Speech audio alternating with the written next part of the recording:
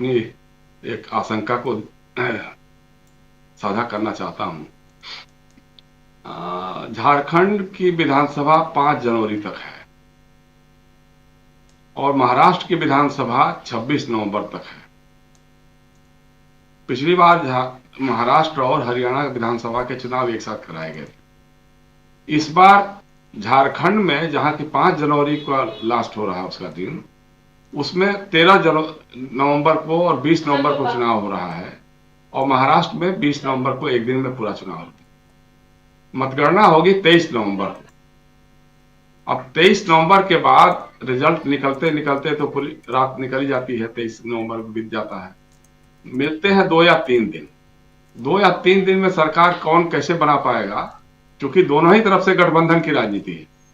कांग्रेस में भी, कांग्रेस और एनसीपी और ये क्या नाम है अपना उद्धव ठाकरे की शिवसेना हो, या उधर भी है एनसीपी, उधर भी है शिवसेना, उधर भी है और बीजेपी हो, तो इसका मतलब कि अगर 2-3 दिनों में सरकार नहीं बन पाई तो सीधे सीधे राज्यपाल महोदय राष्ट्रपति शासन लागू कर देंगे और उसके बाद विधायकों की खरीद फरोख्त का खेल शुरू हो जाएगा। अगर इंडिया अलायंस के लोगों को बहुमत मिलता है तो,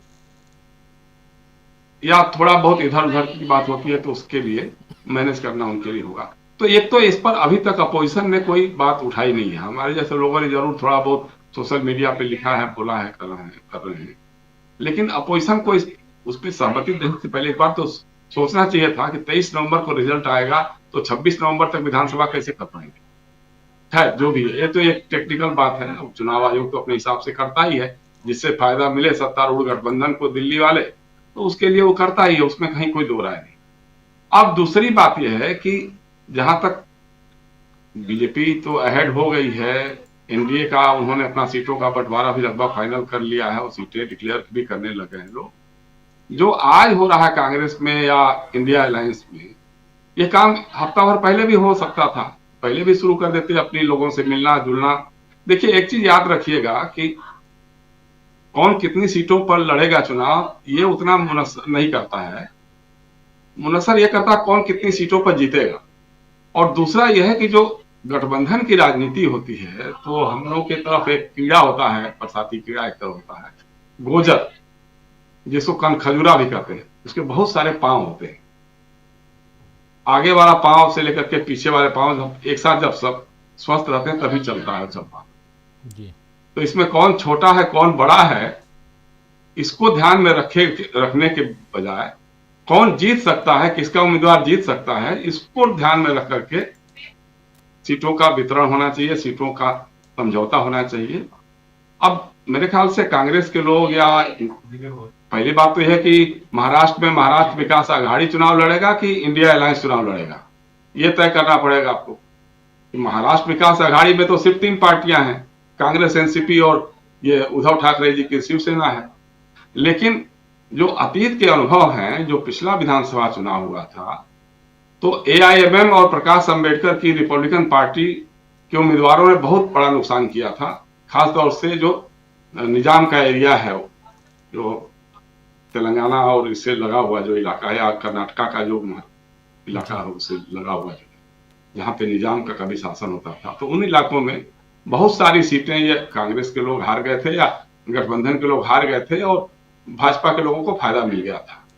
अब इस बार, आज तो मैंने देखा था एक कहीं बयान किया, सदुद्दीन वैसी कह रहे हैं कि नहीं, हम भी एमआईएम भी चाहती है कि इंडिया अलायंस का पार्टनर बनकर को चुनाव लड़े। अब उसके साथ आपको कुछ करना पड़ेगा। समाजवादी पार्टी के 2 सिटिंग विधायक अभी भी हैं वहां, और मालेगांव से समाजवादी पार्टी का सांसद भी समाजवादी रह चुके हैं, निहाल अहमद वहां से सांसद रह चुके हैं। तो अब उनके साथ आपको करना है कि नहीं करना है।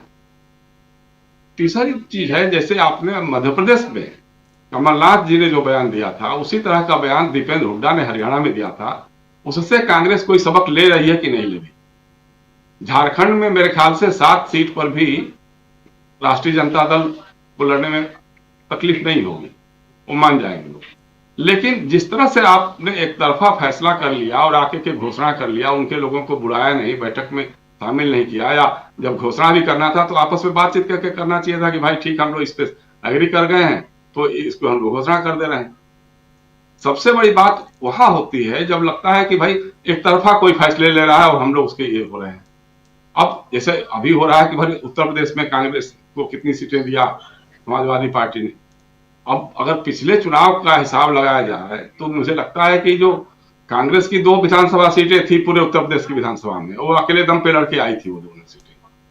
उसके हिसाब से अगर देखा जाए तो लोकसभा की तो कोई सीट देना ही नहीं चाहिए था उनको। लेकिन इंडिया अलायंस चूंकि मजबूती से एक साथ लड़ा, एकजुट मिलकर के लड़ा और बहुत सारी सीटें दिया, उसमें से 6 सीटों पे जीते कांग्रेस के लोग। जितनी लड़े उसके मुकाबले कितने सीटें जीते। तो उसी तरह से ये कोई लॉजिक नहीं हो सकता है कि आप उतने पर लड़िए जितना पर आप जीत सकते हैं। भाई उतनी पर तो फिर तो कोई पार्टी दावा कर सकती है क्या? आज बीजेपी कह सकती है कि हम जो 99 चुनाव लड़ा रहे हैं सब 99 जीत जाएंगे, या कांग्रेस या एनसीपी या शिवसेना के लोग कह सकते हैं क्या कि जितनी सीटें हमारे कोटे में आ रही सभी की सभी जीत जाएंगे हम? तो कहीं ना कहीं एक बार आपस में मिल बैठ करके बात होनी चाहिए। और मैं बार बार इसको एम्फेसाइज करता हूं राजीव जी कि इंडिया अलायंस एकजुट दिखना चाहिए, मंचों पे एक साथ दिखना चाहिए। जितने आपके मुख्यमंत्री, की महाराष्ट्र तो बड़ा स्टेट है, बहुत उसका बड़ा ये भी है, हमारी इंडस्ट्रियल कैपिटल भी मुंबई है।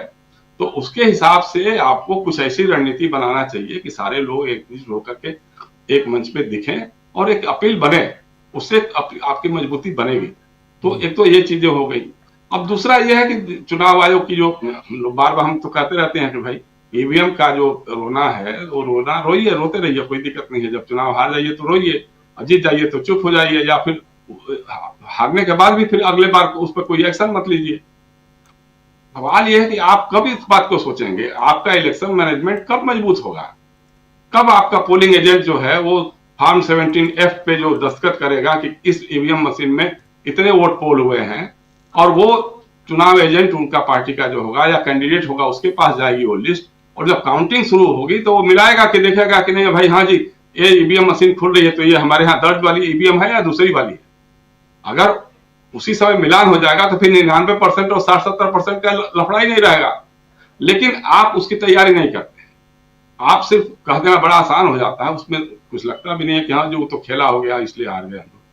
बात भी सही है। अब हरियाणा में जिस तरह से पोस्टल बैलेट्स में कांग्रेस को लीड मिल रही थी, तो पोस्टल बैलेट भी कहीं ना कहीं तो जनता के रुझान को ही व्यक्त करता है, इसमें तो कोई दो राय हो नहीं सकती है। लेकिन आप सिर्फ कहने से बात नहीं बनेगी। हम और आप तो कह सकते हैं, हम यहाँ इस मंच में बैठ करके अपनी अपनी बात कर सकते हैं, लेकिन जो चुनाव लड़ रही है पार्टी जिसका सब कुछ स्टेक पे है, उसको तो बहुत ही माइन्यूटली जाके काम करना पड़ेगा, प्रमाण लेके आना पड़ेगा, बताना पड़ेगा कि हाँ जी देखो ये चीज है। और उसके बाद आप खामोश, हरियाणा के बारे में भी अब चुप्पी साध गए, अब तो कुछ आगे कुछ बढ़ नहीं रहा मामला, पब्लिक में भी नहीं जा रहे हैं आप लोग। तो एक ये है।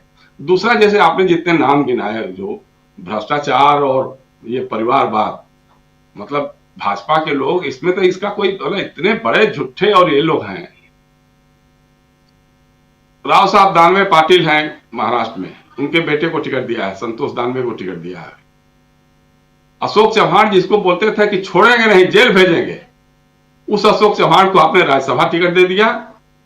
और फिर उसके उनकी जो ये है क्या नाम है जयाश्री चौहान, उनको भी टिकट दे दिया, विधानसभा का टिकट दे दिया। इसी तरह से जैसे हरियाणा में था, बंसीलाल जी को आप कोसते हुए नहीं थकते थे कभी, इमरजेंसी के खलनायक को सारे के सारे, उनकी बहू किरण चौधरी को आपने राज्यसभा में ले लिया, और उसकी उनकी बेटी श्रुति चौधरी को आपने एमएलए का चुनाव लड़ाया, जीत गई तो अभी मंत्री भी बना दिया।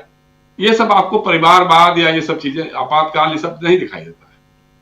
उसी तरह जैसे झारखंड में भी हो रहा है। झारखंड में जिस तरह से टिकट दिया है, अब रघुवर दास की बहू को टिकट देना, या चंपई सोरेन को भी दे रहे हैं, उनके बेटे को भी, क्योंकि देखिए संथाल परगना में भाजपा का कुछ असर है नहीं। चंपई सोरेन उनके सब कुछ मिला करके वही है दारोमदार जिनसे कुछ बात हो सकती है, लेकिन वो भी होने वाला नहीं है। वहां जिस तरह से उनको घुसने नहीं दिया चंपई सोरेन को अपने गांव में, तो उसको देखते हुए तो हवा बड़ी खराब है, बहुत खिलाफ है।